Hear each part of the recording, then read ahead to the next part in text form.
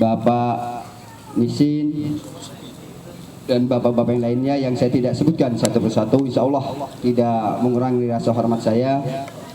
Yang saya hormati aparat pemerintah, Bapak Kadus, Bapak RT, Bapak RW yang dapat hadir pada kesempatan yang penuh berbahagia ini, yang saya tidak sebutkan satu persatu, insya Allah tidak mengurangi rasa hormat saya. Yang saya hormati seluruh komunitas peduli yatim dan duafa yang saya tidak sebutkan satu persatu, insya Allah tidak mengurangi rasa kecintaan saya kepada saudara-saudara saya semua. Yang saya hormati ibu-ibu yang pada malam ini dapat hadir juga. Pertama-tama, marilah kita panjatkan puji syukur kepada Allah Subhanahu wa Ta'ala. Alhamdulillah, berkat rahmat dan hidayahnya, berkat nikmatnya, Allah berikan kita beribu-ribu nikmat, terutama nikmat iman, nikmat Islam, nikmat sehat, nikmat panjang umur. Alhamdulillah, Allah gerakan hati kita sehingga kita dapat berkumpul, bermuajahah, bersilaturahim. Mudah-mudahan berkumpulnya kita pada malam hari ini, berkumpulnya kita dengan anak-anak yatim, insya Allah menjadi keberkahan buat kita semua. Salawat dan salam tak lupa selalu kita panjatkan pada panutan kita, qudwah kita, Nabi besar Muhammad sallallahu alaihi wasallam. Bapak Ibu yang saya hormati, pertama permohonan maaf yang sebesar-besarnya pada hadirin semua atas kedatangan terlambatnya saya untuk bersilaturahmi. Semata-mata bukan disengaja karena banyak kegiatan-kegiatan yang dari pagi yang harus saya lakukan. Kedua, saya mengucapkan beribu-ribu terima kasih pada saudara pengatur acara yang memberikan waktu ke pesan saya untuk sepatah atau dua patah kata untuk memberikan sambutan.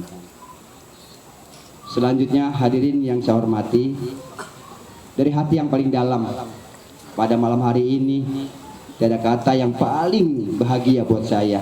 Yang pertama, saya bisa duduk bareng, bisa silaturahmi dengan komunitas yatim yang ada seluruhnya yang hadir pada malam hari ini, terutama dengan anak-anak yatim kita. Ini tidak gampang. Saya bisa silaturahmi, mungkin ini semata-mata Allah gerakan hati saya sehingga saya dapat berkumpul, duduk bareng dengan saudara-saudara saya yang pada malam hari ini dapat hadir. Selanjutnya ada beberapa hal yang ingin saya sampaikan berkaitan dengan berkumpulnya kita pada malam ini dengan adanya komunitas yatim atau kopdar, komunitas yatim dan duafa. Pertama, kita Allah jadikan, Allah ciptakan kita sebagai makhluk sosial. Harus kita sikapi bahwa Allah jadikan kita, ciptakan kita di bumi ini adalah sebagai makhluk sosial. Intinya, bicara sosial, intinya bukan untuk kepentingan pribadi, bukan untuk kepentingan individu kita sendiri, bahwa kita harus peduli, harus melihat sisi kamping sanan, belakang, depan, di bagaimana saudara-saudara kita, bagaimana masyarakat kita, untuk membutuhkan uluran tangan kita, untuk membutuhkan bantuan kita. Maka alhamdulillah pada hari ini saudara-saudara saya, terutama yang berada dalam komunitas yatim, sudah begitu mencermati kaitan bagaimana kita dilahirkan ke dunia ini. Ucapan terima kasih banyak. Alhamdulillah, ini adalah Allah sekali lagi gerakan hati kita bagaimana kita peduli kepada anak-anak yatim. Dan perlu saya sampaikan, tidak semua orang bisa untuk melakukan hal-hal seperti ini. Ini adalah anugerah dari kita. Saya salut kepada anak-anak semua, kepada saudara-saudara saya yang ada di komunitas peduli yatim duafa. Alhamdulillah, jangan kita lihat casingnya, ya. Maaf, jangan kita lihat latar belakangnya, tapi bagaimana ketulusan hati saudara-saudara saya mau bergerak peduli kepada kaitan sosial kemasyarakatan. Inilah harus kita syukurin bersama-sama. Selanjutnya, kaitan hal-hal yang lain. Mungkin ini bagian dari underground ya, dari dari perkumpulan Baitul Yatama yang ada di Dusun 4. Insya Allah saya berharap komunitas yatim dan duafa biarin mengalir apa adanya. Jangan terlalu kita bebankan dengan peraturan-peraturan. Yang penting bagaimana anak-anak teman-teman kita ini bisa amanah. Ya. Kaitan halal organisasinya, biarkan aja mengalir apa adanya, bahwa ini adalah semata-mata kepedulian dari hati yang mendalam. Jadi kaitan nanti administrasi apapun adanya di Baitul Yatama. Ngapa kalau mereka juga kita bebankan, ya selalu kita intanya kasih masukan untuk begini-begini, kadang-kadang nanti malah menciutkan. Yang penting mengalir apa adanya, yang penting tadi apapun kaitan administrasi, baik keuangan, yang penting amanah, ya harus disampaikan. Tapi pada akhirnya kan nanti ada salah satu organisasinya, ya di sini ada Baitul Yatama. Inti tinggal komunikasi aja. Selanjutnya, karena kita butuh member-member, maka tadi apa yang disampaikan Pak RW, kita harus selalu komunikasi, harus kita share di FB dan sebagainya. Ini adalah salah satu daya tarik.